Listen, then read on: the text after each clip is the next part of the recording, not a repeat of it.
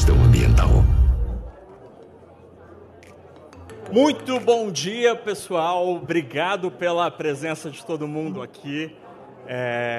O pessoal ali está chegando nas últimas mesas, casa cheia nesta sexta-feira absolutamente linda. Eu sou Fernando Nakagawa, sou analista de economia na CNN, também apresento o CNN Mercado. Agradeço em nome da CNN a presença de todos aqui. Tenho certeza que vai ser uma manhã super rica de trocas de ideias bacanas e que podem melhorar o nosso planeta. Esse evento, o CNN Talks Economia Verde, Sustentabilidade é Oportunidade, tem o apoio de Ambipar, CNT, Natura e Sabesp, a quem a gente agradece por apoiar essa discussão tão importante.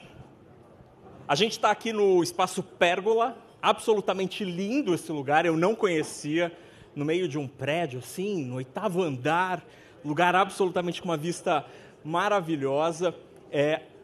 Este evento está sendo transmitido pelo YouTube da CNN. Quem está em casa, no celular, no computador, muito obrigado, a discussão vai ser super interessante, fiquem com a gente.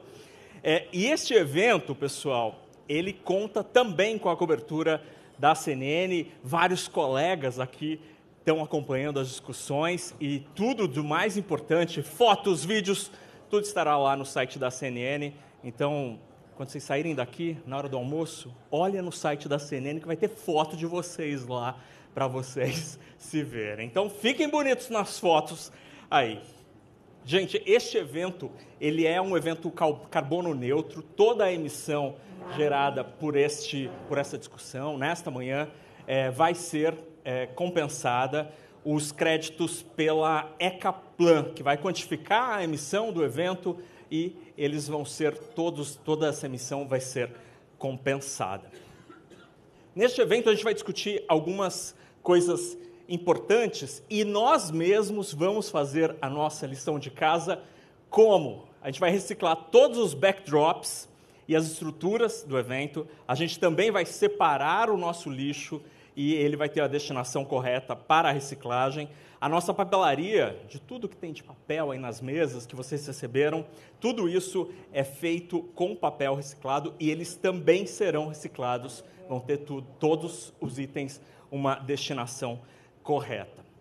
Mas vamos falar sobre o que a gente vai discutir aqui. A gente vai discutir sustentabilidade e a economia e fazer negócios, porque a agenda ambiental já está na pauta das empresas, dos setores da economia há bastante tempo. Mas talvez a gente esteja entrando numa nova fase. Que fase é essa? É que a economia verde vai gerar lucro para as empresas. E não tem resumo melhor que o nosso slogan: sustentabilidade é oportunidade. Porque a gente está chegando num nível de maturidade dessa discussão em que, de fato, a gente consegue fazer dinheiro, consegue gerar emprego, consegue melhorar a situação do planeta, também tendo resultados positivos no nosso balanço. E é isso que a gente vai discutir aqui. Como juntar o interesse ambiental com a necessidade de termos resultados financeiros, resultados nas corporações, porque sem lucro as empresas não existem. Como a gente consegue uma harmonia nas cadeias, como acelerar este processo de transição. Tudo isso vai ser discutido. E o Brasil tem uma posição muito boa nessa história. O Fórum Econômico Mundial fez uma pesquisa e mostrou que o Brasil é um dos países mais bem preparados e mais bem colocados para essa nova bioeconomia. Então, melhor do que... não há lugar melhor para discutir isso e para tentar explorar essas oportunidades como o Brasil. Então, eu convido todo mundo que está aqui, todo mundo que está em casa assistindo esse debate, a discutir e pensar como melhorar o planeta e também fazer negócios. E, para isso, eu chamo aqui a minha amiga e minha colega de trabalho, por acaso, mas minha amiga antes, Thaís Herédia, que vai mediar o primeiro painel. Obrigado a todos. Obrigada, Naka. Fica aqui comigo, você já desce. Vamos chamar juntos aqui. Bom dia a todos. Bem-vindos à nossa casa, uma extensão da CNN Brasil, da nossa redação na Avenida Paulista, para fazer esse debate que é tão importante, não só para a economia brasileira, mas para o desenvolvimento do país como um todo. E o Brasil ser a referência desse debate é motivo de orgulho, mas é claramente uma enorme oportunidade, como o Naka já disse aqui. Então, para a gente abrir o evento, vamos assistir juntos ao nosso vídeo da abertura, para dar como aberto oficialmente mais esse encontro do CNN Talks, Economia Verde, Sustentabilidade é Oportunidade. Desde a invenção da roda, quantas vezes a necessidade humana impulsionou a inovação e o progresso? Hoje, é possível afirmar que a contenção da crise climática pode levar a soluções criativas e oportunidades econômicas. Práticas verdes, aliadas à responsabilidade social, promovem competitividade no mercado. CNN Talks, Economia Verde. Sustentabilidade é a oportunidade. Quais os desafios na gestão de nossos recursos naturais? Quais ações de estímulo à descarbonização estão sendo conduzidas com prioridade? Quais as vantagens para a empresa que adota práticas ambientais responsáveis? É fundamental entendermos que a transição para uma economia verde é um processo complexo, mas possível. Sejam bem-vindos ao CNN Talks, Economia Verde. Sustentabilidade é oportunidade.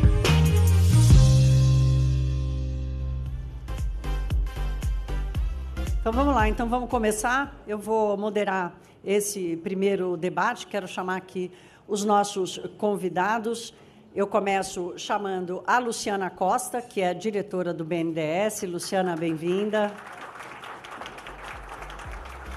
O Rafael Tello, que é head de sustentabilidade da Ambipar. O João Paulo Ferreira, CEO da Natura.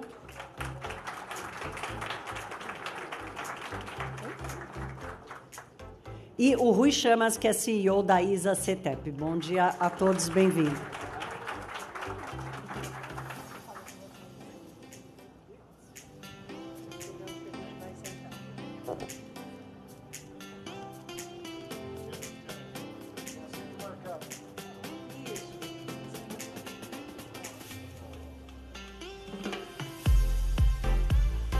Vamos lá, obrigada por participarem desse painel. Luciana, vou começar com você. Tem um debate de fundo da questão da economia verde, da sustentabilidade, que é a desigualdade no mundo inteiro, a desigualdade no Brasil, o acesso aos serviços que podem promover e podem se desenvolver numa economia verde. Então, começo te perguntando sobre como é que você enxerga esse processo de transição, que eu não vou nem só chamar de energética, mas de transição para um novo ambiente, de como as coisas funcionam. Você acredita que isso pode acontecer de forma justa? Qual é o caminho para garantir que o máximo de pessoas, né, o ideal seria que todos, né, mas que o máximo de pessoas façam parte desse processo? Obrigada, Thaís. Eu queria agradecer a CNN. Bom dia a todos e todas. Para mim é um prazer estar aqui conversando com essa plateia sobre esse tema. E essa, para mim, é a grande questão. Como é que a gente faz a transição justa para um mundo neutro em carbono até 2030? É uma das maiores revoluções que o mundo está passando.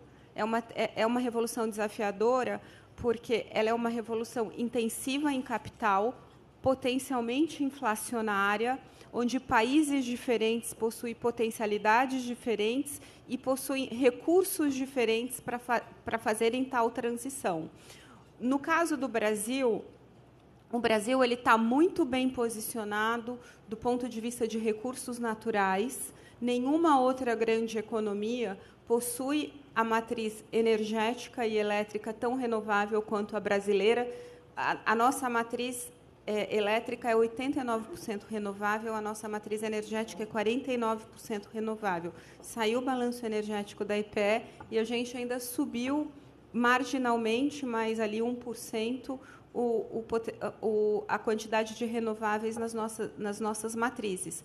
Porque a gente tem solar, eólica, escalamos biomassa, temos minerais críticos, estratégicos para a eletrificação, não temos pressão por eletrificar a frota de veículos leves que os países desenvolvidos têm. Quando a gente olha o debate na Europa e nos Estados Unidos, ele é completamente diferente dos Estados Unidos. Para o Brasil cumprir o Acordo de Paris e ser neutro em carbono em 2050, o Brasil precisa controlar desmatamento e melhorar o uso da terra, porque 75% das nossas emissões vem de desmatamento e uso da terra. 50% de desmatamento, e este é um carbono não econômico, é um carbono que não gera PIB, é um carbono ligado ao crime organizado. Então, nós temos que controlar o crime organizado e criar essa bioeconomia, essa economia verde, para que a transição seja justa. E temos o desafio de fazer com que as pessoas de baixa renda consumam mais energia. Então, a gente precisa incluir essas pessoas no consumo de energia, que, no nosso caso, não é um problema, porque a gente tem energia disponível. Qual que é o nosso grande... Na minha visão, o Brasil tem 2 grandes problemas. O primeiro é como a gente vai lidar com a discussão geopolítica da transição, porque a gente tem matrizes mais limpas, os nossos produtos industrializados eles têm um conteúdo menor de carbono, só que ninguém paga por isso. Então, esse é um grande desafio para o país. O segundo grande desafio, custo de capital. O Brasil ainda precisa... na média, o mundo vai ter que investir 4 trilhões de dólares até 2030 nessa transição. A gente vai ter que investir muito em restauração e reflorestamento. Também vamos continuar tendo que... eu não quero falar que o jogo está ganho na energia. A gente precisa ir para o SAF, precisa ir para o hidrogênio verde. De acordo com a Bloomberg, o Brasil vai ter o hidrogênio verde mais barato do mundo em 2030, e o hidrogênio verde ele é essencial para a descarbonização das indústrias de difícil abatimento. Só que, quando a gente olha um projeto no Brasil, o custo de capital é sempre a parte mais desafiadora e maior do custo. Quando a gente olha um projeto no primeiro mundo, geralmente o custo de real estate, custo de equipamento, são os maiores custos. Então, a gente ainda tem esse grande desafio, a gente e todos os países do sul global. Claro. Não, ótimo você ter colocado isso aqui, porque não é, quer dizer, o fato da gente ter a matriz, a melhor matriz do mundo, né, não é a solução dos nossos problemas, é apenas o ponto de partida e uma ótima sugestão para a gente acertar, né, Luciana? Eu acho que é mais ou menos por aí. Rafael, já estivemos juntos em outros painéis e eu gosto muito de tratar desse tema com você. E especialmente pensando agora no que está acontecendo no Rio Grande do Sul, né, com todo o desastre urbano, humano nem se fala, mas todo o desastre humano. O Brasil tem uma dificuldade de promover a economia circular, de cuidar do resíduo sólido, de transformar isso, quer dizer, com toda a capacidade que a gente teria de transformar isso, por exemplo, em energia. Existe um gap aí de infraestrutura para isso acontecer. Mas as coisas estão acontecendo. Então, eu quero te ouvir sobre esse processo, de como lidar com esse desafio. Bom, quando a gente fala da economia circular, a gente está falando também de energia e de emissões. O número que eu sempre gosto de lembrar, se a gente construir uma economia circular plena no mundo, nós vamos reduzir 40% a quantidade de emissões que a gente precisa para cumprir o Acordo de Paris. Então, os desafios grandes, globalmente, a gente fala economia circular e energia, né? E aí, quando a gente junta as duas coisas, que é o que a gente faz na Ambipar, a gente vê, primeiro, o potencial que a gente tem, né, pensando nos ganhos que a gente pode ter com uma economia circular plena. Então, imagina que quando a gente está falando de extrair matéria-prima da natureza, a gente está falando de mineração, processamento, transporte, até ir para a indústria, isso depois tem todo o custo de disposição, né? Vamos falar do Brasil. Se a gente realmente eliminar todos os lixões, a gente deixar todos os aterros, nós vamos falar de alguns municípios que vão ter que levar seus resíduos mais de 100 quilômetros de distância, que também tem impactos, né, de energia e emissões. Então, promover uma economia circular, humanizada, localizada, né, indo para a indústria, alimentando a indústria, né, de forma ampla, tudo isso traz ganhos, né, energéticos e também de redução de emissões no país. Então, a gente consegue fazer isso e, claro, se a gente pensa nas duas coisas de forma conjunta, a gente começa a trazer soluções mais amplas. Estamos falando no caso do Rio Grande do Sul. Nós temos lá um volume gigantesco, milhões de toneladas de resíduos. Se a gente for pensar isso simplesmente, vamos pegar, movimentar e jogar no aterro, nós vamos estar perdendo aquele material, nós vamos estar tendo um gasto, e o aterro que deveria ser reservado para aqueles resíduos perigosos, de difícil valorização, eles vão acabar perdendo a sua vida útil e gerando uma outra necessidade, né, de um novo investimento. Então, não é o que devemos fazer. A gente deve se unir, criar planos e realmente conseguir trabalhar com isso, com todos os atores envolvidos, porque nenhum ator individualmente vai conseguir lidar com essa situação. Mas, falando de uma forma aí mais geral e dos avanços, gosto de trazer alguns exemplos nossos, né? A gente está olhando muito na Ambipar a questão das cooperativas localizadas e consórcios de cooperativas entre municípios. Então, a gente trabalhar com uma coleta seletiva, pós-consumo, junto com pós-indústria, alimentando a indústria, né? Precisamos de algumas melhorias da parte de tributação, algumas proibições de problemas hoje que travam o desenvolvimento dessa parte da economia circular, né? Mas isso a gente pode falar depois. E aí, além da cooperativa, a gente está olhando equipamentos, então, trabalhar com eletrificação, trocar combustíveis fósseis. A gente anunciou ontem uma parceria com uma empresa de implementos agrícolas, né, com a John Deere, que a gente vai trocar toda a operação interna que era feita com gás natural, a gente vai trocar para elétrico, vindo de fonte renovável. Então, já é um ganho. Os caminhões, a gente está fazendo uma integração diesel com hidrogênio. A gente já está estudando isso para diminuir 10% ali as emissões de gás de efeito estufa. E aí tem um grande potencial nosso, que eu acho que é uma discussão importante da gente trazer para o Brasil, porque não é uma discussão que está aí fora, que são biocombustíveis, né, e combustíveis a partir de resíduos. Então, quando a gente fala, por exemplo, do biometano, é uma grande oportunidade da gente conseguir ter um combustível que já temos tecnologia, que já temos capacidade de colocar em massa no país, reduzir 80% as emissões, 80% a 90% em relação ao diesel, né? Mas, para isso, a gente precisa juntar quem gera o gás, quem transporta o gás, quem oferece o gás e as montadoras também, que precisam colocar essa tecnologia. Então, se a gente não tiver uma capacidade de orquestrar isso, a gente não vai conseguir fazer essa mudança que pode trazer um impacto radical. O financiamento, a regulação, a tributação, tudo isso são amálgamas desse processo circular, da economia circular, mas para valer, né, Rafael, o que você está dizendo aqui. E quem já viu a gente juntos vai ouvir de novo a mesma referência que eu trouxe, porque é a que mais fica forte na minha cabeça, que é o carro do Back to the Future, né? De Volta ao Futuro, que no final do filme, vocês vão se lembrar, todo mundo aqui certamente assistiu Back to the Future. Eu estou de costas para vocês, mas você sabe que abacaxi não tem costas. Não, anjo não tem costas. A piada nem abacaxi, eu antecipei a piada. Mas lá no Back to the Future, eles colocam, ele chega no lixo, pega do lixo banana, suco, não sei o quê, joga tudo no carro e o carro sai voando, e eu gosto de fazer essa referência com o Rafael.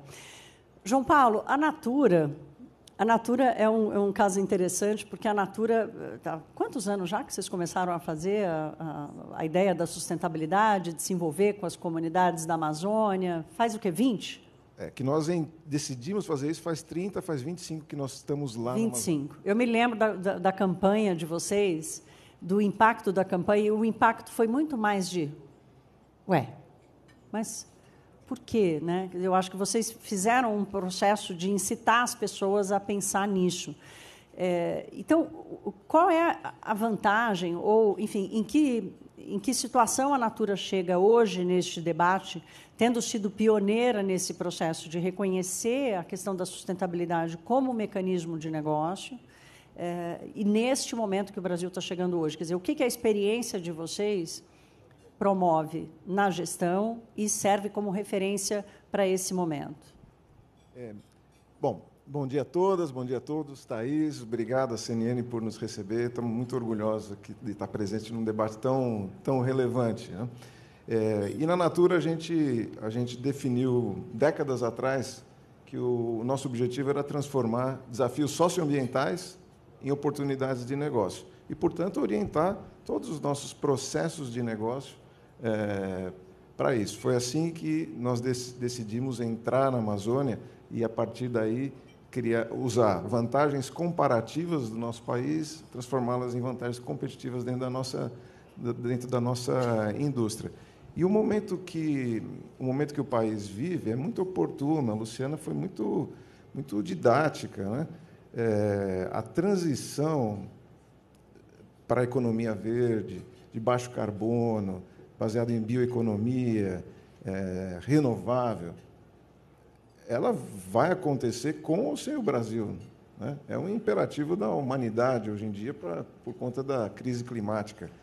Então, nós não podemos perder a oportunidade de liderar essa agenda, né? O Brasil, com esse potencial todo, vi um estudo da McKinsey que hoje o país emite créditos de carbono equivalentes a 1% do seu potencial, né? E nós podemos representar 3 vezes mais do que representamos hoje no mercado mundial. Isso falando apenas de um serviço ambiental que está sendo monetizado, que é o carbono. Ora, então, o que da experiência da Natura talvez seja aplicável aqui é que a coordenação entre o setor privado, a academia, o governo, o terceiro setor, pode transformar isso em oportunidade de negócio. O país não deve perder essa chance de gerar prosperidade, justiça ambiental, distribuição de renda, porque essas transições não ocorrem frequentemente na história da humanidade, né? Elas são possíveis, a nossa história mostra que é possível transformar isso em negócio. Agora, precisa de uma coordenação entre todos esses agentes, que talvez ainda não seja suficiente, inclusive para estimular as empresas que queiram fazer isso e não penalizá-las, porque hoje, honestamente, uma empresa que tenha atuações responsáveis tem basicamente as mesmas condições de negócio, de crédito, de financiamento, que uma que não se importa com isso. Então, acho que essa é a grande oportunidade que o país não pode perder. Obrigada, João. Rui, a Luciana citou aqui todas as fontes de energia do Brasil sendo essa referência e da gente ter essa quase uma bênção, né? O Brasil ter a quantidade de fontes renováveis de energia e tudo mais. Mas, até pelo nosso tamanho, há uma grande discussão no Brasil. Como é que você faz para juntar Lé com Cré? Como é que você faz para juntar essas fontes de energia tão ricas e limpas e desejadas pelo mundo inteiro na tomada, né? Na casa das pessoas, nos grandes centros, na industrialização, enfim. Como é que você está vendo hoje o desenvolvimento dessa interligação, da transmissão, do investimento na transmissão dessas fontes de energia pelo país? Antes de mais nada, obrigado, Thaís, obrigado, CNN, pela oportunidade de participar de um painel tão interessante, de pessoas tão brilhantes. Nós sabemos produzir energia renovável, competitiva. Isso, eu diria que não é uma bênção, isso é uma vantagem competitiva que nós temos. Nós sabemos desenvolver infraestrutura. Nos últimos anos, o governo colocou em novas concessões 74 bilhões que serão investidos nos próximos anos, fazendo essa conexão que você falou. Nós temos esse domínio. A grande dificuldade que a gente vai ter, e eu acho que foi muito feliz o comentário que foi feito, como que eu monetizo isso trazendo riqueza de fato para o país. E o jogo não é um jogo de eu sou competitivo, eu vou ganhar. E aí eu queria voltar no tempo. Essa mesma conversa, esse mesmo painel podia ter acontecido por volta de 2006, quando o Brasil tinha a vantagem do etanol competitivo, todo mundo falava em descarbonização naquele momento, existia aquele conceito de que o petróleo ia chegar no ponto máximo de produção por volta de 2006, 2007, Goldman Sachs prevendo o petróleo a $200, e todo mundo, querendo competitividade, falava que o Brasil vai ser a Arábia Saudita dos renováveis. A geopolítica não permitiu que isso acontecesse. a Europa fechou suas portas, os Estados Unidos não se aliou com o Brasil, e agora, recentemente, a gente conseguiu desbloquear um pouco esse processo, quando o ministro de Minas e Energia assinou com os Estados Unidos e Índia o Global Ethanol Alliance. Quanto tempo demoramos para começar a avançar em monetizar uma vantagem competitiva? Eu acho que o grande desafio que a gente tem é continuar fazendo o que a gente sabe fazer bem feito. A gente sabe gerar energia competitiva, e hoje a gente tem excesso de energia renovável. Está sobrando energia no Brasil. A gente sabe fazer essa interconexão. O Brasil é um dos países que tem a melhor interconexão na escala de um país continental como o nosso. Como é que eu monetizo isso? E aí, é claro, tem o jogo geopolítico, eu não vou entrar aqui nos comentários da Luciana, ela conhece muito mais o tema do que eu, mas, para mim, é evidente que a gente tem que começar a ser capaz de exportar essa vantagem competitiva. E o primeiro ponto, antes de começar a brigar por subsídio para exportar isso ou aquilo, ou algum benefício para acelerar alguma mudança, eu acho que é buscar exportar a energia excedente que a gente tem ou aumentar a demanda, uma nova industrialização verde.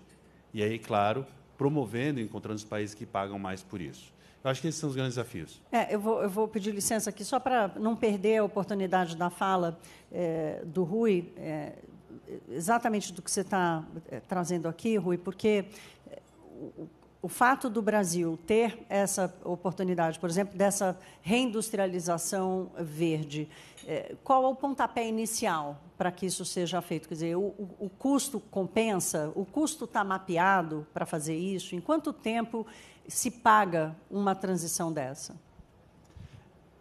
A gente vai ter que entrar no tema da indústria, né? A energia que chega hoje na indústria pelo Mercado Livre é uma energia que tem um custo marginal baixo. A energia não é um problema para essa dita neoindustrialização.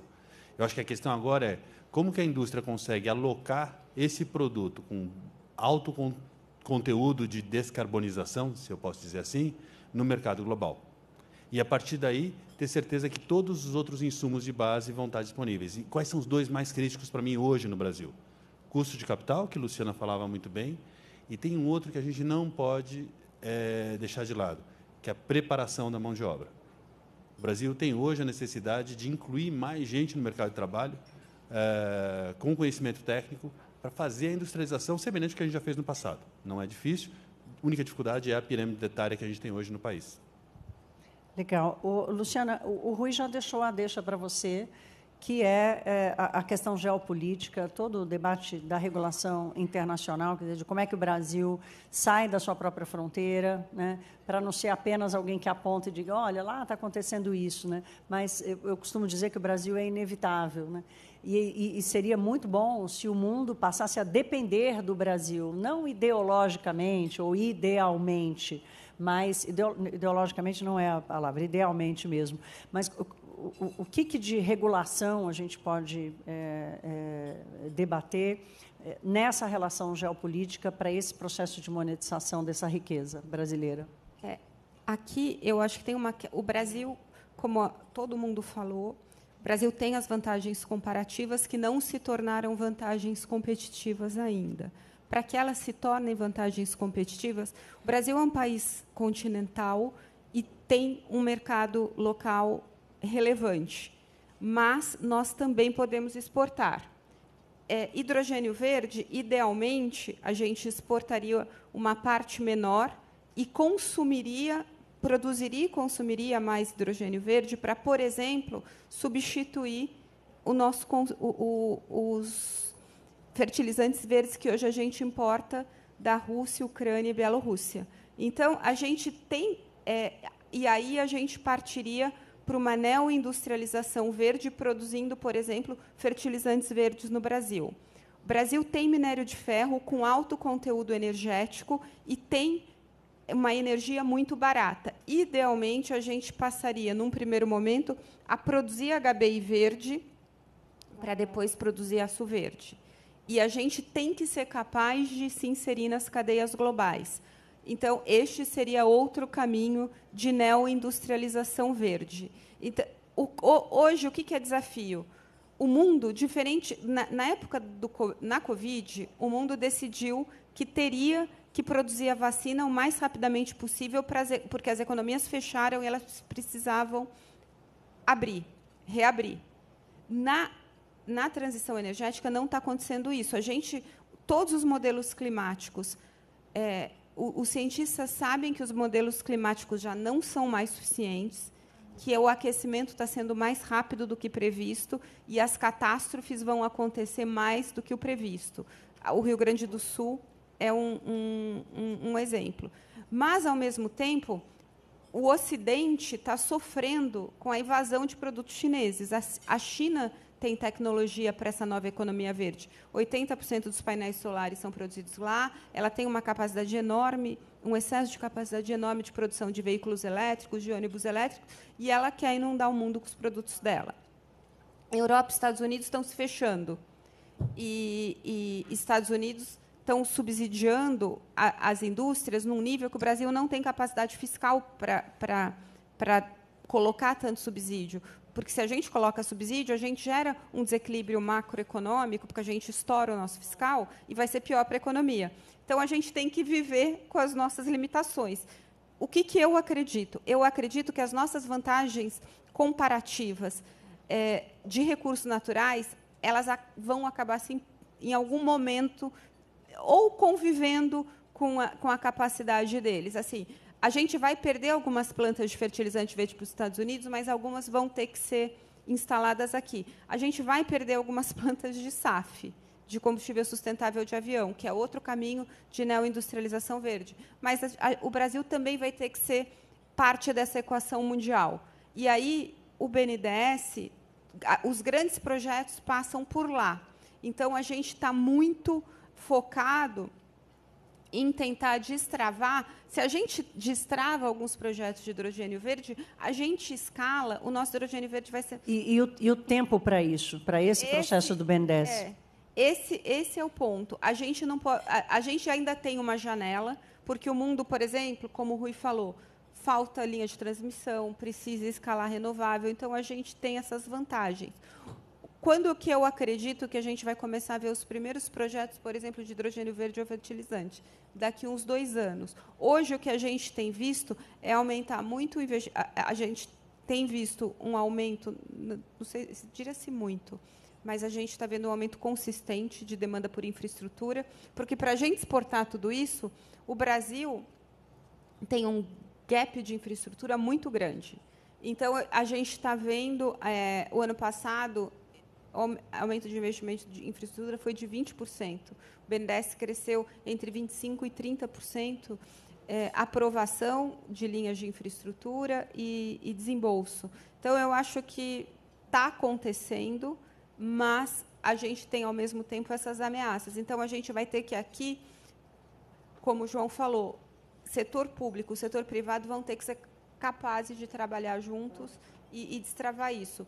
E um último ponto que eu acho muito importante e que a gente está atrasado, regulação verde. A gente tem que parar de discutir algumas pautas de costumes que não são urgentes para esse país e focar em eólico offshore, hidrogênio verde, armazenamento, CCUS, pele de carbono. Isso vai fazer essa janela temporal ser encurtada. Por isso que a gente está aqui. E não custa nada. Claro. Ter uma regulação não custa, não tem impacto fiscal, não custa nada e destrava investimento. Então, é esse tempo que a gente não pode perder. A gente precisa unir a sociedade para essa discussão. É por isso que a gente está aqui, viu, Luciana? Para chamar a atenção para esse debate. É por isso que você está aqui, nesse microfone, nesse palco, com essa plateia, chamar a atenção para isso, né? Para que a cobrança da política, porque aí é outro terreno, né? A cobrança à política funcione. Rafael, tem um ponto desses déficits que o Brasil enfrenta. Um deles é, por exemplo, o Brasil, nós temos aí uma mão de obra reconhecida como dos catadores de lixo e tal, que poderiam se transformar num negócio bastante rentável e espalhado pelo Brasil. Por que isso ainda não aconteceu? Muita gente não consegue entender por que isso não aconteceu. Você falou da aproximação com as cooperativas no tratamento dos resíduos. Como é que essa aproximação funciona para o processo de reciclagem? Bom, Thais, esse é importante a gente voltar, a gente teve a Política Nacional de Resíduos Sólidos anunciada em 2010. Definimos como sociedade que a gente queria fazer esse processo junto com os catadores. A gente queria usar a logística reversa, a economia circular como uma forma de inclusão e geração de renda. Isso foi uma decisão nossa como sociedade.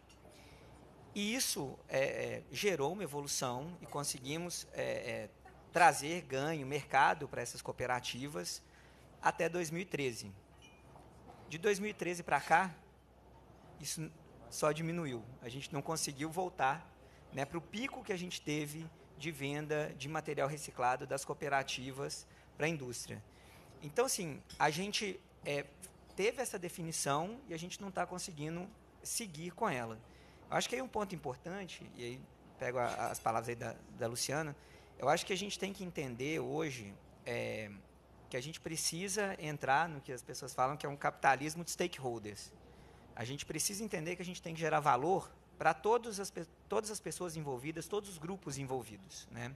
E o que acontece é que, muitas vezes, a regulação, a legislação, a tributação acaba atendendo um grupo sem observar quais são os impactos para todos os outros. E o que a gente tem visto é que os catadores, que são o elo frágil aí nessa cadeia, vêm sofrendo com isso. Então, o que a gente defende, né? Dentro da MIPAR, a gente fala de um conceito que a gente quer promover uma economia circular humanizada.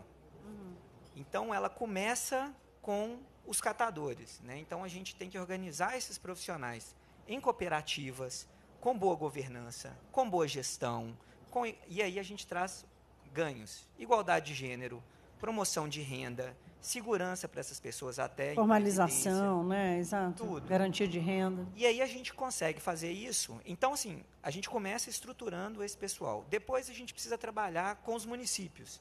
Menos de 1/3 dos municípios tem sistema de coleta seletiva e um percentual muito menor desses tem essa coleta para 100% da sua área. Então, a gente precisa fazer essa integração, né? Porque também traz ganhos para o município ter uma coleta seletiva lá estruturada, né? Depois disso, a gente tem que pensar, a gente quer um sistema onde a gente vai cobrar o mesmo tributo de quem está prestando um serviço ambiental e não está sendo remunerado por isso? Né? Como é que a gente consegue equilibrar esse jogo? E eu não estou falando de subsídio, eu estou falando de realmente a gente entender as condições competitivas que existem, né? E um ponto que eu sempre gosto de enfatizar, a gente continua no Brasil, mesmo reciclando 4% do que a gente poderia reciclar. Então, falando do outro lado, 96% do que a gente poderia reciclar no Brasil, que são milhões de toneladas de resíduos, estão indo para aterro, estão se perdendo esse valor indo para aterro. E ainda nesse ambiente, a gente está importando lixo, material reciclável de outros países. Então, a gente não consegue resolver o nosso problema, a gente não consegue gerar demanda para as cooperativas, né? E a gente está aceitando que a gente pegue lixo, né, de outros países para trabalhar aqui. Se a gente não tiver esse olhar em entender toda essa cadeia, todos esses beneficiários, a gente conseguir dar para eles condições justas de competição e de crescimento, e se a gente não entender como país, aí agora em 2024, que a gente quer uma economia circular, de baixo carbono, a gente não vai conseguir gerar as mudanças que a gente precisa para poder acelerar esse processo.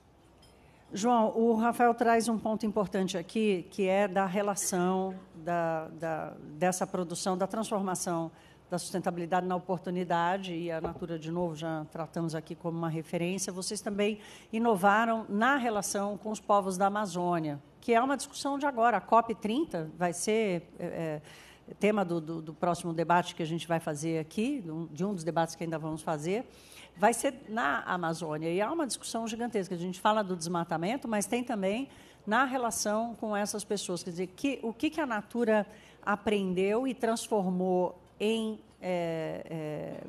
vamos dizer assim, regra de governança ou jeito de administrar o negócio nessa relação com as pessoas.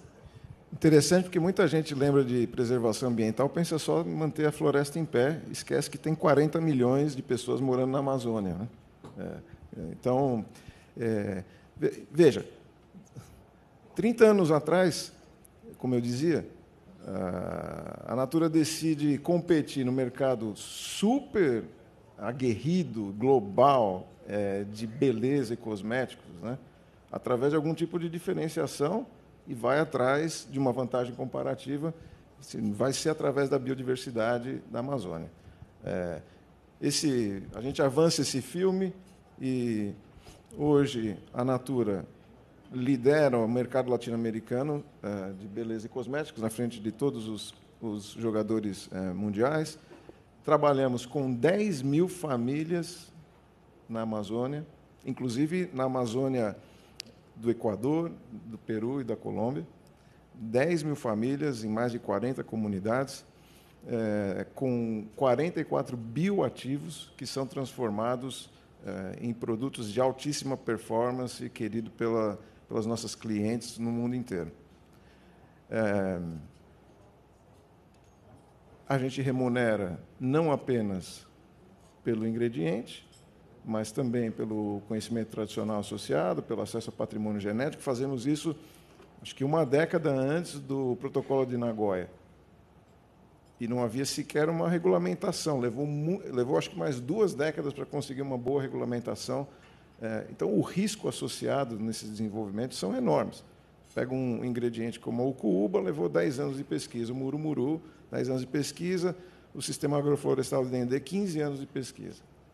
Bom, mas esse trabalho começa com gente. Então, começa com antropólogos, com sociólogos que vão se relacionar com essas comunidades, criar as regras comunitárias, a partir da qual se estabelece o relacionamento perene. E esse é o único caminho para manter esse bioma produtivo e protegido e a população próspera socialmente. Tem que ser acompanhado de desenvolvimento. As pessoas que estão lá querem viver bem. Caso contrário, não é possível estabelecer essas cadeias ao longo do tempo. Mas veja que interessante. Um estudo de um pesquisador de Wharton, acompanhando o monitoramento por satélite ao longo de 10 anos, né, sobre as comunidades com as quais nós interagimos, mostrou que o trabalho com essas comunidades preservou 2 milhões de hectares de floresta em pé, ao mesmo tempo que gerou prosperidade social, acesso a serviços básicos, acesso à digitalização, a saneamento, de alguma maneira, a eletricidade. Enfim, sustentabilidade é a respeito de proteger o meio ambiente e gerar prosperidade social ao mesmo tempo. Caso contrário, seja num ambiente urbano, nas comunidades de catadores, seja na floresta, isso não acontece. Por isso que esse debate é importante na PL de crédito, quer dizer, cuja versão final ainda não está disponível, mas há mecanismos de repartição. É muito preocupante que os serviços ambientais, que de fato estão sendo monetizados, isso é muito bom, né? Existe um reconhecimento da sociedade a respeito da importância dos serviços ambientais a ponto de monetizá-los. Mas é importante que esse valor não seja capturado exclusivamente por agentes financeiros ou pela iniciativa privada. Uma parte tem que ser distribuída para as comunidades onde elas são originadas, né? E esse é um elemento fundamental, tá? Eu sei que a gente se desvia naturalmente para as grandes cadeias de valor, energia, mineração, como deve ser, aliás, porque tem grandes impactos, mas não podemos esquecer de quem está lá embaixo. Quer dizer, se isso não traz melhoria na qualidade de vida da população, então nós não estamos cumprindo o objetivo. E é isso que a gente aprendeu. Muito bom. Rui, tem vantagem comparativa ser o último a falar, eu só não sei se tem vantagem competitiva, viu, meu caro? Vamos saber disso agora. Olha, a Luciana traz aqui o risco do Brasil ficar de fora, do tamanho que ele de fora do movimento global, da participação global com todo o movimento geopolítico que está acontecendo lá. Então, aqui nós já estamos atrasados. O Rafael fala de outro atraso, que é o do aproveitamento daquilo que a gente tem que fazer aqui no Brasil, daquilo que vai gerar riqueza aqui no Brasil, quer dizer, são interdependentes. E o João traz... ele fala que levou 10 anos para fazer pesquisa de não sei o quê, levou 10 anos para fazer pesquisa de não sei o quê, ou seja, o investimento depende da pesquisa, depende desse tempo de maturação da pesquisa. E aí eu chego na minha pergunta, que é sobre um problema do Brasil, que é o conflito distributivo, como é que se aloca recurso no tempo e na quantidade certa para você não colher atrasos, né? Colher sucessos como esse específico da Natura. Como é que você enxerga hoje, do ponto de vista da energia e da necessidade de monetização, onde colocar o recurso agora? É no investimento? É um pouquinho em cada lugar? É na produção de projetos? Thaís, como eu falava no começo, o setor elétrico brasileiro, o setor energético brasileiro, sabe fazer a lição de casa de produzir com competitividade e distribuir bem os seus recursos. A gente tem algumas poucas regiões na Amazônia que são vastas, é um país vasto com 40 milhões de habitantes, como falava meu colega, onde a gente está avançando para entregar energia de forma sustentável e competitiva, sem a necessidade de geração térmica. Eu acho que o grande desafio que a gente tem é seguir trazendo para o Brasil mais riqueza para que a gente possa levar o recurso para a comunidade da Amazônia que gerou o crédito de carbono, ser capaz de colocar dinheiro e acelerar a reciclagem dos resíduos sólidos urbanos, de forma que, com isso, a gente tenha uma distribuição maior de renda. Um pouquinho em cada caixinha? Um pouquinho em cada caixinha. Mas eu queria voltar num ponto que é fundamental. A gente tem que conseguir, no grande debate mundial, em especial na questão dos créditos de carbono, junto com, especialmente, a comunidade europeia. A comunidade europeia está desenvolvendo, ou já desenvolveu, um mecanismo de cap and trade de créditos de carbonos, que pode trazer a oportunidade do Brasil resolver a questão do uso da terra, e começar a comentar a Luciana, exportando créditos de carbono. Hoje a gente já consegue exportar alguma coisa de crédito de carbono, e quando você faz isso, você preserva a floresta em pé com mais valor do que desmatar e transformar em terra degradada. Então, acho que esse jogo geopolítico é fundamental, ao mesmo tempo que a gente acelera a exportação e a industrialização, que também comentava a Luciana. E tem um tema que a gente não pode deixar de lado, que eu queria comentar nesse pouco tempo que me resta. Nós não podemos deixar de adaptar nossa infraestrutura para os câmbios climáticos. A temperatura vai aumentar. O que aconteceu no Rio Grande do Sul não é fruto do acaso.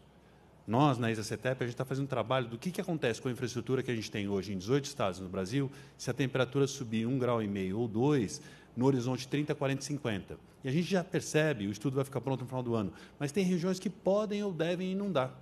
O que eu tenho que fazer para garantir que aquela subestação, aquela linha de transição que estaria sujeita a um vento muito forte, uma temperatura muito alta, resista à mudança climática? A gente tem uma infraestrutura no Brasil que ela é boa, mas ela é frágil. A gente não tem uma infraestrutura tão robusta quanto os países. A gente tem que tomar cuidado com ela. A gente não pode deixar que aconteçam outras catástrofes, como a gente viu esse ano, que façam com que o nosso país escorregue no seu caminho de desenvolvimento, porque é esse escorregar no caminho de desenvolvimento que gera ainda mais desigualdade. Obrigada. Podia trabalhar na CNN. Respeitou o tempo aqui, não ia estourar o jornal. Viu, Rui? Obrigada. Olha, muito bom ouvir vocês. Eu cubro economia há mais de 20 anos e o meu debate diário é exatamente esse, sobre esse conflito distributivo do Brasil, né? E, claro, que o Brasil sofre de uma penalização primária, que é uma premissa básica, que é o custo de capital. E aí são várias as motivações e as explicações para isso, não cabe aqui nesse painel, mas certamente o investimento em infraestrutura, para mim, me parece, aqui ouvindo vocês, é o ponto de partida, e para isso precisa ter qualidade de projeto, precisa ter mapeamento das inter-relações para essa coisa funcionar, precisa ter a disposição para investimento em muito tempo, precisa entender como transformar o negócio em oportunidade, a sustentabilidade em oportunidade, que é o tema do nosso encontro aqui hoje. Então, quero agradecer a Luciana, o Rafael, o João e o Rui por esse debate. E eu vou chamar aqui o Fernando Nakagawa para assumir, a partir de agora, o segundo painel.